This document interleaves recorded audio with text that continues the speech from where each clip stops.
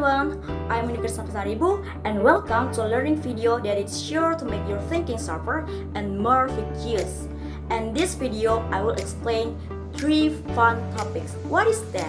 That is the elements of reasoning, the inference process, and thinking phases. So, if you want to learn how to think critically, objectively, or ethically, you are in the right place. So, let's get started. Why is this topic important? Because nowadays, called post-truth era, information spread incredibly fast, but unfortunately, fast doesn't always mean accurate. This is where logic becomes essential. Logic isn't just the mind of philosophers or debaters. It is about how we make decisions, respond to information, and even shape our future. Have you ever felt confused during a discussion even though you were sure you were right? Or have you ever believed a piece of news that turned out to be a hoax? Well, the ability to think logically is the key to avoiding those kind of traps. According to Daniel Kahneman in his book Thinking Fast and Slow, humans have two systems of thinking. One that fast and emotional, and the other that is slow but logical. Logic teaches us to active both in system balance, so we don't easily fall into emotional reaction or illusion of truth. To think clearly, we need to understand that every reasoning process has its own structure.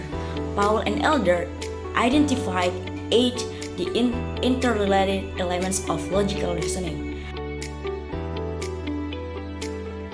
Let's walk through them together with real example. Number 1, purpose. Every form of reasoning must have a goal. For instance, you might be thinking to solve a problem, to prove a point, or simply to understand something. If the purpose isn't clear, our thinking can easily go off track. And number 2 is question at issue.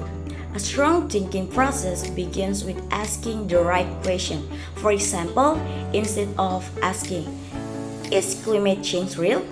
It is more accurate to ask, what scientific evidence show that humans contribute to climate change? The 3 is information. Information is the raw of material of thought. If the data we use is wrong, the conclusion we reach will also be misleading. That's why it's crucial to verify facts before believing or sharing them. And number 4, interpretation and inference. Sense of information. From the information we gather, we interpret and draw conclusion. But be careful, two people can look at the same data and come to different conclusions based on their personal background or biases. And the 5 is concept. In reasoning, we use concepts like justice or freedom. But if those concepts are not clearly defined, miscommunication can happen very quickly. And number 6 is assumption. Often without realizing it, we make assumptions that may not be true. For example, assuming that all young people are tech savvy. That is not always the case. And 7 is implication and consequences. Every decision we make has consequences. That's why we need to think ahead and consider what our conclusion might lead to both positive and negative outcomes.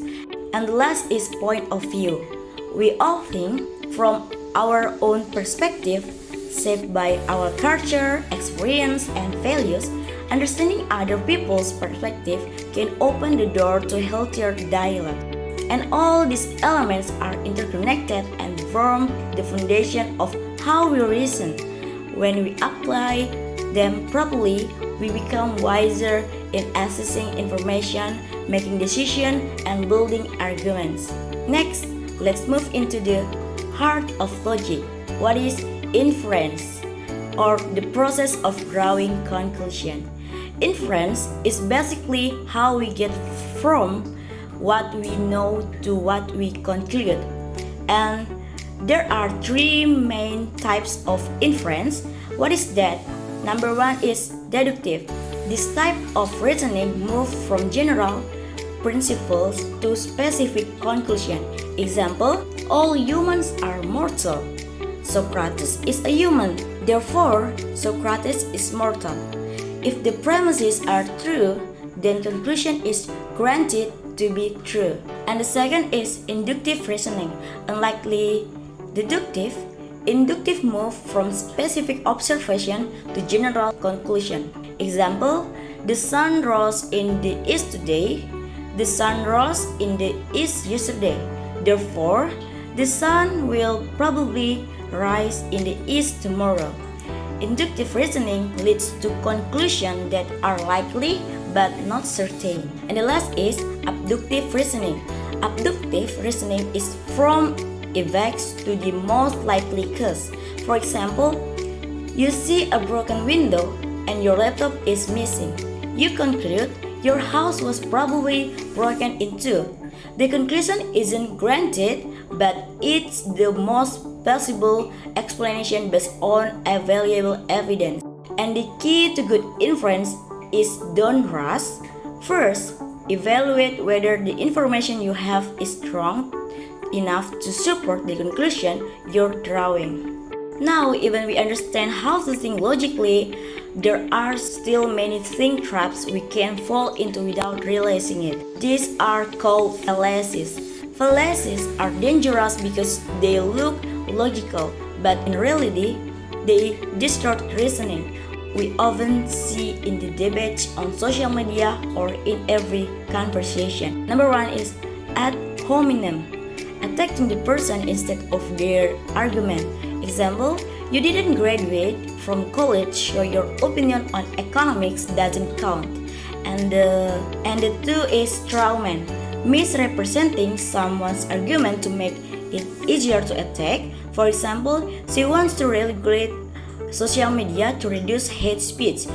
Equals, she wants to silence everyone. And the three is false dilemma, presenting only two options when more excited. Example, if you're not with us, then you are against us. And the four is appeal to ignorance, claiming something is true just because it hasn't been proven false. Example, there is no proof aliens don't exist, so they must be real. And the five is slippery slope, assuming one small step will lead to a chain of disastrous events. Example, if we allow this, the world will fall apart tomorrow. And the last is appeal to emotion, manipulating emotion to win an argument instead of using logic. Example, imagine if you that your child suffering, you're definitely help, right? And yeah, if we can recognize these fallacies, we'll be less prone to manipulation and better able to think clearly when facing various types of information. So friends, logic isn't about winning arguments or being the smarter in the room. It is about being a responsible thinker, speaking truthfully, listening with empathy, and reasoning ethically. Logic helps us become more aware, more careful, and more fair when we judge or respond to things. It's not just an academic skill, it's a life skill that truly matters. Okay, that's all our discussion about the elements of reasoning, the inference process, and thinking classes. So if you find this video useful, don't forget to like, comment, and share it with your friends. I'm Mudika Sapsaribu. Thank you for watching and see you in the next video.